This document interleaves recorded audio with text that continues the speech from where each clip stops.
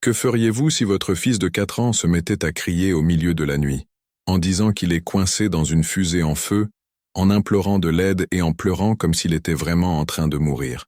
C'est exactement ce qui est arrivé à une famille ordinaire dans une ville tranquille. Mais ce qui semblait n'être qu'un cauchemar d'enfance s'est transformé en un véritable mystère, profond et totalement inexplicable. L'enfant parlait de boutons contrôlant l'oxygène, d'une mission ratée et d'une mort, dans l'espace. Mais le plus effrayant restait à venir. Au début, les parents l'ont ignoré. Ils ont dit « c'est juste ton imagination ». Mais ils avaient tort, c'est totalement faux. Et ce qu'ils ont découvert ensuite vous fera reconsidérer toutes vos croyances sur la vie, la mort et tout ce qui se trouve entre les deux. Préparez-vous. Ce que vous allez entendre est l'un des récits les plus troublants jamais racontés sur la réincarnation et les souvenirs de vies antérieures. Mais attention, ce n'est pas une histoire ordinaire. L'enfance mystérieuse.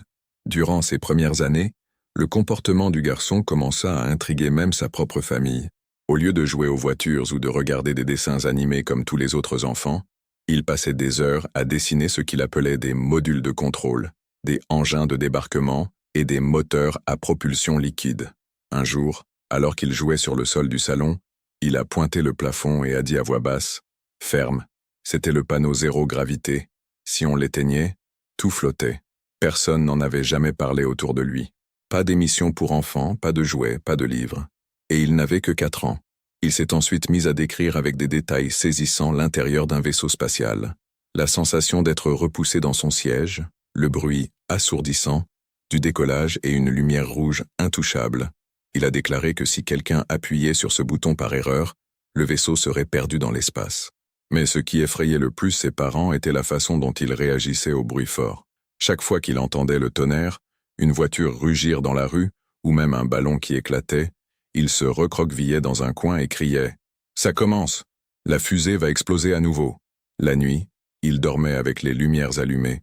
Lorsqu'on lui demandait pourquoi, il répondait sans hésiter « Parce que je ne veux pas me réveiller dans le noir. » À l'intérieur, seul, les parents commencèrent à tout noter. Les termes techniques, les comportements étranges, les dessins détaillés.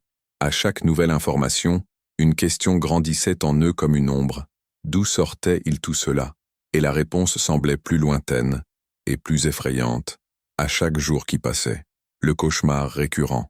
Au fil du temps, une routine pénible a commencé à se répéter presque chaque nuit.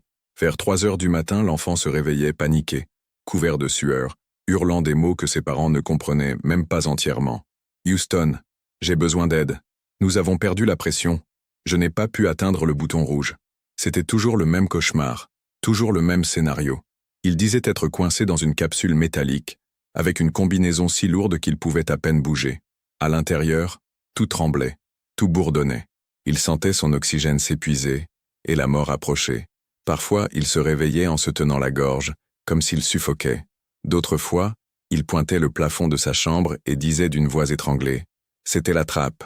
J'ai essayé de sortir, mais elle était verrouillée. » Aucun dessin animé, aucun livre pour enfants, aucun membre de la famille n'avait jamais rien mentionné de tel. Et pourtant, il répétait avec exactitude des termes comme rentrée, réservoir externe, système de navigation, panne de propulsion, des choses que seuls les ingénieurs aérospatiaux ou les astronautes expérimentés connaissent habituellement. Comprendrait. À chaque nouveau cauchemar, les parents devenaient plus confus et effrayés. Était-il en présence d'un enfant prodige? Ou y avait-il quelque chose de plus sombre derrière ces souvenirs vifs? Et pourquoi, à la fin de chaque rêve, disait-il toujours la même phrase, les larmes aux yeux et la voix tremblante? « Je suis mort, mais je suis revenu ». Réaction des parents. Alors que les épisodes étranges s'intensifiaient, les parents, désespérés, décidèrent de consulter un professionnel, persuadés que leur fils souffrait peut-être d'un trouble psychologique. Ils ont consulté plusieurs psychologues, ont fait des tests de QI, des examens neurologiques, tout pour trouver une explication rationnelle à un comportement aussi inhabituel. Mais les résultats n'ont fait qu'ajouter à la confusion. Le garçon était en parfaite santé et à la surprise générale, il avait une intelligence bien supérieure à la moyenne pour son âge.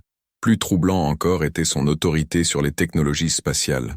Lors de consultations, il dessinait avec une précision impressionnante des vaisseaux spatiaux, ressemblant aux célèbres missions Apollo et Soyouz, alors qu'il n'avait jamais regardé de documentaire, lu de livres, ni eu de contact direct avec cet univers. Les experts étaient perplexes.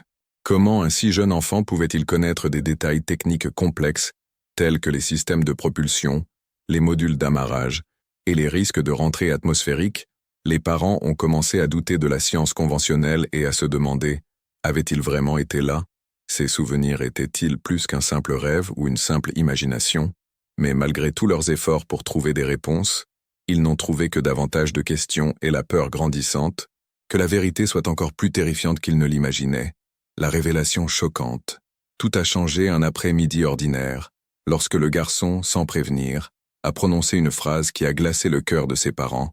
C'était à cause du bouclier thermique. Il s'est cassé. Des mots simples, prononcés avec le naturel de quelqu'un qui revit un souvenir récent, mais qui, pour les parents, fut un choc inattendu. Intrigués, ils ont immédiatement entrepris des recherches.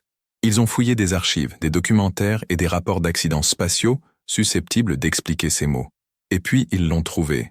Une tragédie survenue il y a des décennies, impliquant un bouclier thermique défectueux, une capsule perdue, un équipage jamais revenu.